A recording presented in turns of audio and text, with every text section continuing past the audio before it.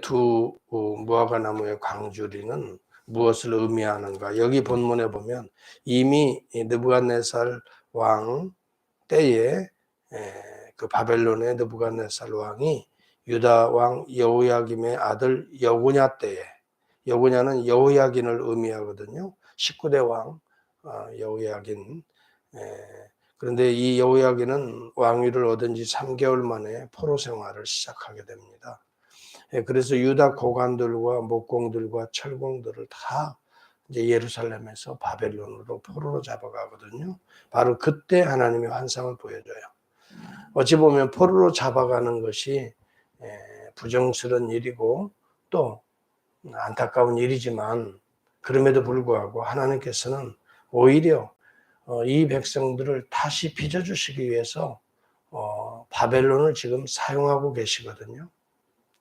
바벨론이라고 하는 나라를 통해서 유다를 정결하게 만드시려고 포로로 그 고통과 어려움 가운데 던지시는 거예요.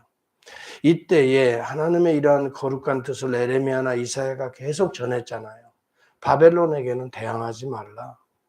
하나님이 지금 현재 사용하시는 우리 민족의 우상을 척결하고 우리 민족의 이 교만과 허세, 어려움이 있을 때마다 하나님을 의지하는 것이 아니라 이웃 나라들을, 권력을 의지하는, 애굽에 가고 아수르를 의지하고는 이런 어리석은, 그리고 예루살렘 성전에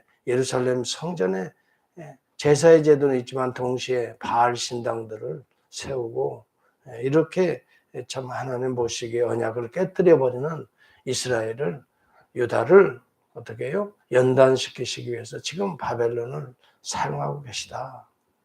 그러므로 하나님의 이 거룩한 뜻을 알고 회개하고 돌아오라. 그들은 끝까지 돌아오지 않아요. 그래서 하나님께서는 마침내 바벨론의 포로로 이제 여호야긴 왕 때에 잡혀갈 때에 보여주는 거예요.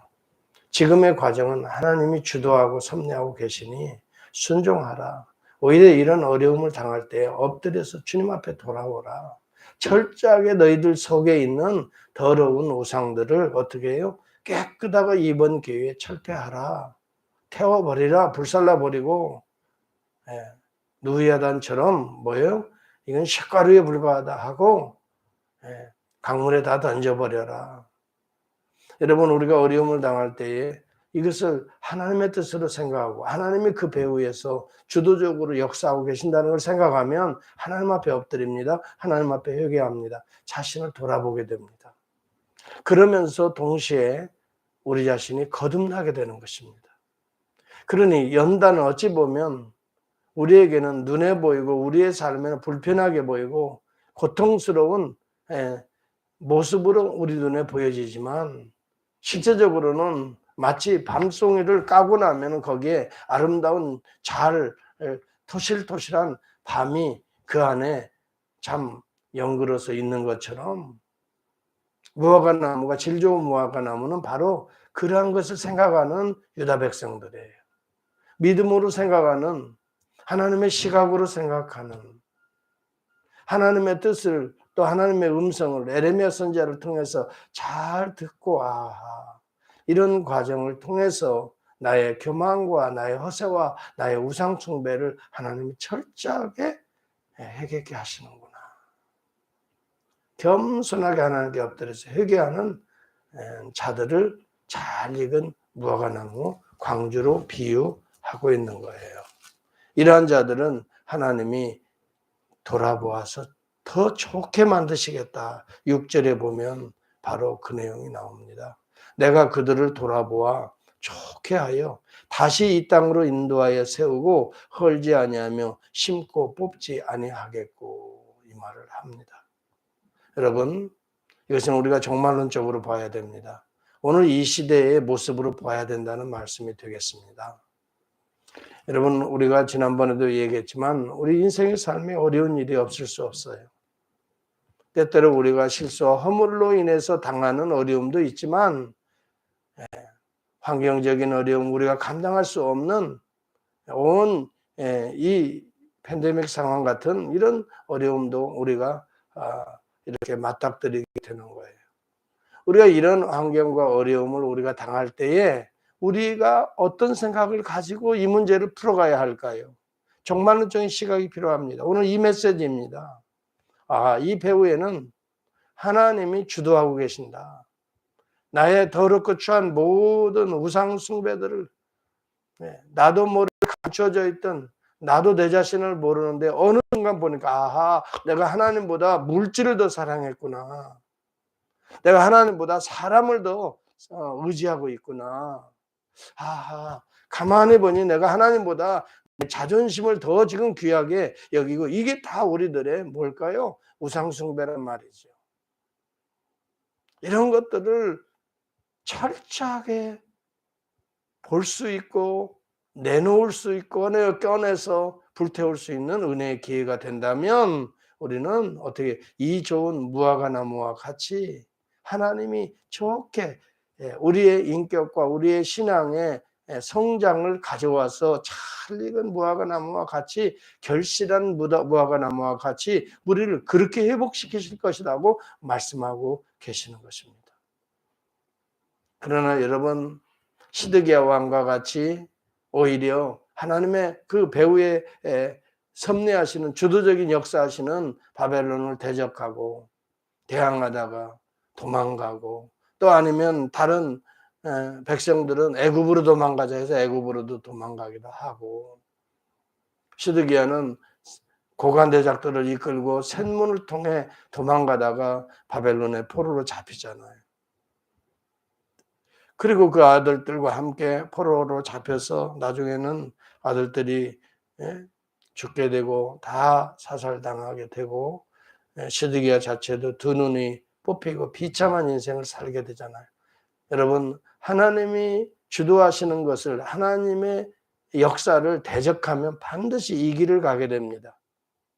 여러분, 그래서 에레미야가 얼마 전에도 그런 얘기를 백성들에게 해요. 너희 앞에 두 길이 있다 그랬어요.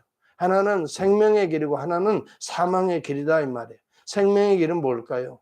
비록 우리 눈에 볼 때는 힘들고 어려운 연단의 과정처럼 보이지만, 고통스러워 보이지만, 아픈 상처이지만, 그러나 이것을 잘 품에 안고 기도하면서 하나님 앞에 돌아오라는 거예요.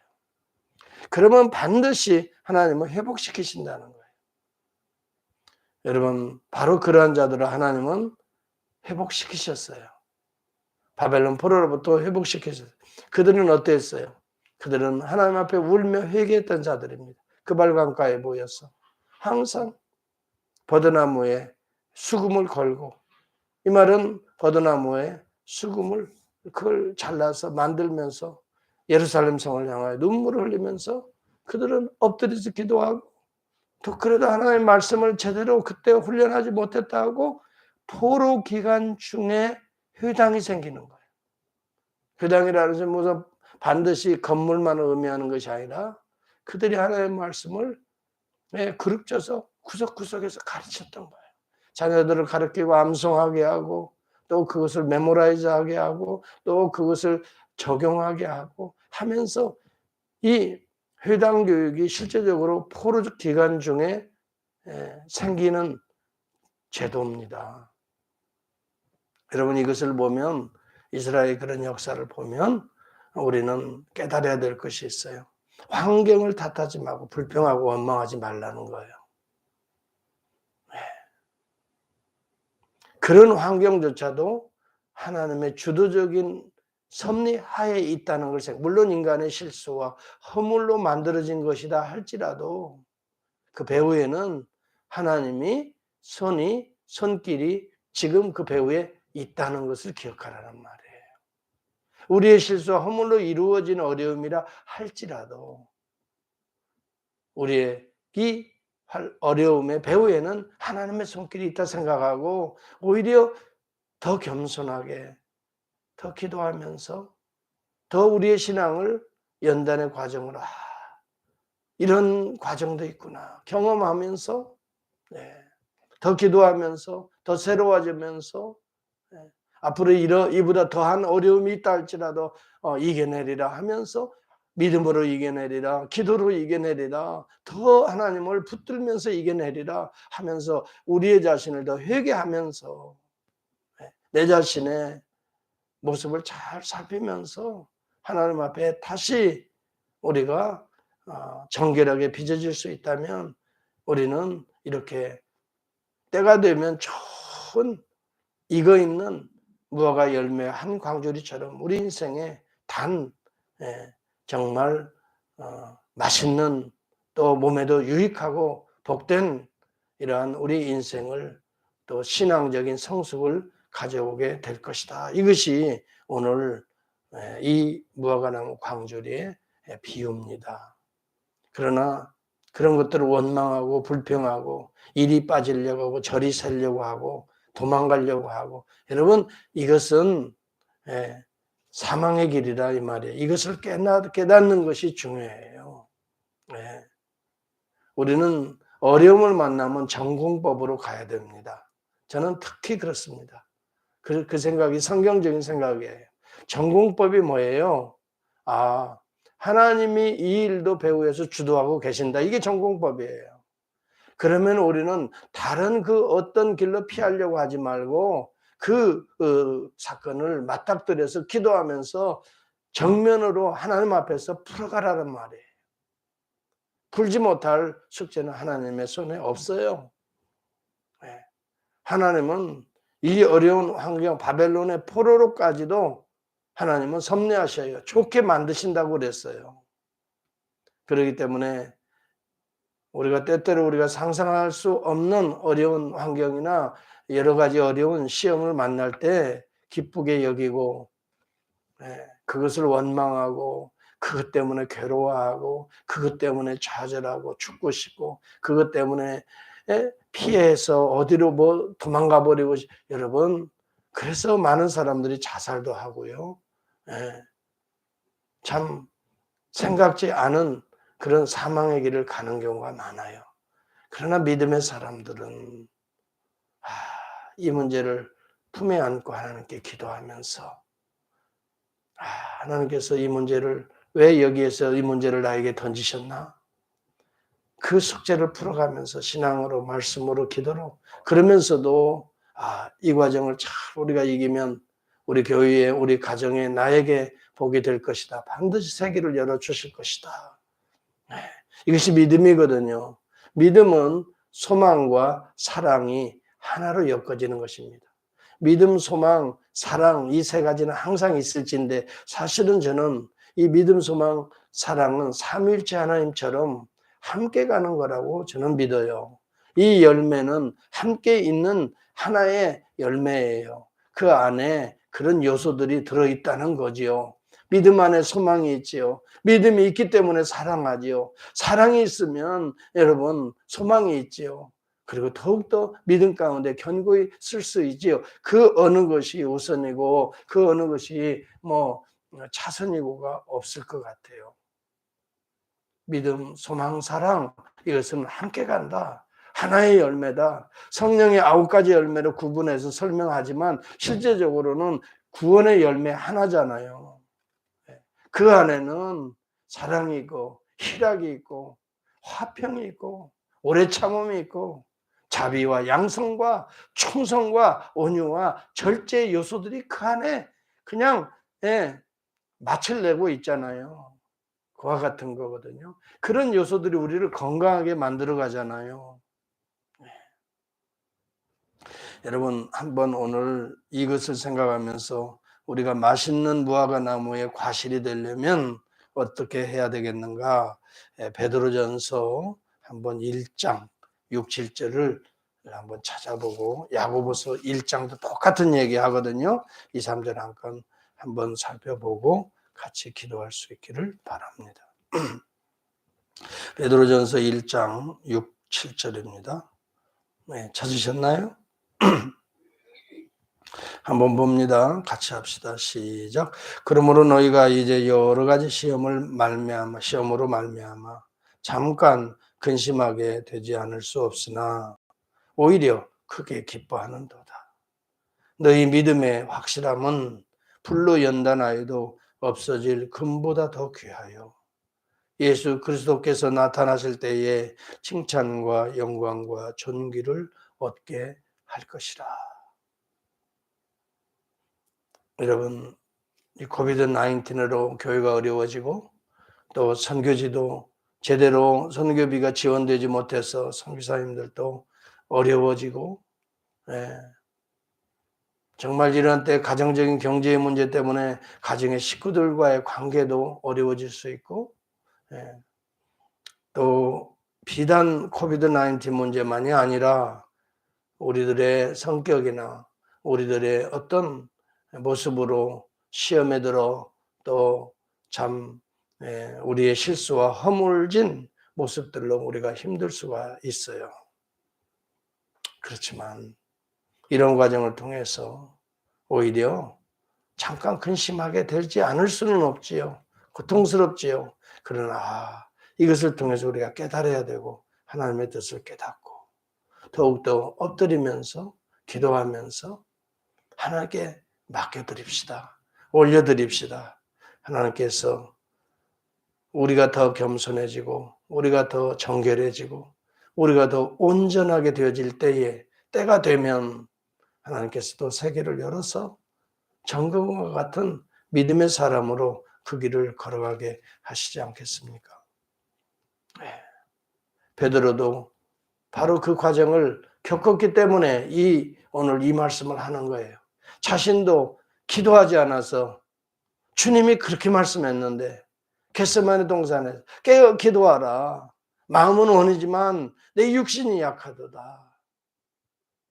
그런데 그도 기도하지 않아서 시험에 넘어진 적이 있잖아요. 주님을 그렇게 부인할 그가 아니었거든요. 그런데 그 길 갔거든요. 시험에 들었다는 거죠. 그러나 그 우리 주님의 은혜와 사랑으로 다시 회복되고 그가 성령의 충만함을 받으면서 이제는 불시련이 온다 할지라도 뒤로 물러서지 않았어요. 당당하게 갔어요. 이겼어요. 초대교회 베드로 보세요. 옥에 갇혀도 뒤로 물러나서 뭐 곁길 새거나 편한 길 찾아가지 않았다고요. 당당하게 나가는데 옥문이 열리죠. 베드로의 그림자만 밟아도 뭐 병이 낫겠다는 생각으로 많은 사람들이 베드로에게 몰려오지요. 복음을 전하지요. 로마에서 복음을 전하고 끝까지 십자가 형틀을 칠 때까지도 충성스럽게 열매를 맺지요. 그가 오늘 뿌린 복음의 씨앗들이 지금도 교회가 되어서 계속 오늘날 우리 교회도 바로 그 사도들이 뿌린 복음의 씨앗의 결실 아닙니까? 야고보서 1장을 보겠습니다. 야고보하고 베드로가 다른 얘기를 하는 게 아니에요. 2절에서 4절을 같이 보고 오늘 기도의 제목을 삼았으면 좋겠습니다. 내 형제들아 너희가 여러 가지 시험을 당하거든 온전히 기쁘게 여기라. 이는 너희 믿음의 시련이 인내를 만들어내는 줄 너희가 알미라. 인내를 온전히 이루라. 이는 너희로 온전하고 구비하여 조금도 부족함이 없게 하려 함이라. 베드로도 그 얘기했잖아. 온전히 기쁘게. 잠깐 근심하지 않을 수는 없으나 기쁘게 여기자. 왜? 이런 시련이 우리로 하여금 연단을 받아서 천군과 같은 믿음의 사람들로 만들어 간다 그랬잖아요. 야고보서도 동일한 이야기를 하네요. 온전히 기쁘게 여기자. 처음에 어디 그러겠어요. 인간적인 육체의 심성을 가지고 있는 저와 여러분 근심이 가죠. 왜 하필 하나님, 왜 하필 내 가정에 우리 교회가 이런 어려움을 당해야 됩니까? 이런 인간적인 고통이 오지요. 내가 주의 일 하고 있는데 주님 뭐가 부족해서 그렇습니까? 하고 때로는 그런 마음이 들기도 하죠. 그러나 하나님이 주도하는 하나님이 배후에 계신면서 이 문제를 우리에게 던지실 때에는 우리를 더 겸손하게 우리의 자신의 더러운 부분들을 더 쉽게 더 정결하게 만드시는 훈련의 과정이다. 인내하자. 잘 참자. 여러분 인내하는 자에게서 결실이 얻어지는 거 아니겠어요? 여름철에 태양볕을 잘 인내해야 무화과 나무에 좋은 결실을 맺어지지. 봄에 씨앗 뿌리고 뭐 당장 좋은 결실을 가지고 맛을 내는 광주리에 담긴 무화과 열매가 되겠냐고요. 정말 폭염도 이겨야 돼요. 그 어떤 비바람 찬소리도 다 이겨내야 돼요. 우리가 그 생각하면 우리에게 닥치는 여러 혼란과 어려움을 인내하면서 잘 연단의 과정으로 소망 가운데 소망을 잃지 맙시다. 믿음도 잃지 맙시다. 그럼과 동시에 하나님을 사랑하고 좀 더 내 이웃, 내 자식들, 내 사랑하는 부부관계, 또 우리의 교우관계, 우리의 이웃들 더 사랑합시다. 더 이해하고 용납하고 서로 하나가 되어서 인내를 온전히 이룹시다. 온전하고 구비하여 조금도 부족함이 없게 하리라. 오늘 이스라엘은 인내를 온전히 이루고 눈물로 하나님 앞에 돌아선 그들을 회복시키시라. 우리 주 예수 그리스도가 이 땅에 오셔서 바로 그러한 자들을 다시 회복시키시면서 그러한 자들을 모으고 있는 것이 오늘 이 시대의 교회입니다. 그러므로 요한계시록에도 보면 거룩한 자는 계속 거룩하게 하라 그랬어요. 환란이 옵니다. 어려움이 옵니다. 7년대 환란이 얼마나 무섭습니까? 인을 떼고 나팔고 대접이 쏟아부어지는 것 같은 그런 환란의 때를 잘 인내하면서 거룩한 자는 계속 거룩하게 하라. 그리고 난 이후에 그리스도의 백마탄 그리스도의 승리의 신부의 승리의 이제 어린 양의 혼인잔치로 이어지고 있잖아요. 참으로 이것은 종말론적인 교훈이에요. 오늘 우리 시대에 이러한 일들이 있다 할지라도 때로는 포로로 잡혀가는 한이 있다 할지라도 우리는 정신을 차리고 오히려 불평, 불만, 질기 질투로 또 아니면 좌절과 원망으로 여러분 빠지지 말고 그건 사망의 길이에요. 오히려 주님 생명 되신 우리 주님 함께 엎드려서 잘 인내로 우리가 우리 자신을 살피면서 회개하면서 정결하게 또 온전하게 하나님 앞에 회복될 수 있는 은혜의 기회가 될 수 있도록 이 아침에 우리 자신을 더 하나님 앞에 주신 말씀을 생각하면서 살피면서 또 씻고 정결하게 되면서 회복되는 거룩한 아침이 되고 내일 우리 모두 다 모여서 하나님을 찬양하고 경배하고 의지하는 거룩한 주일 성일이 될 수 있기를 축복합니다. 기도하겠습니다.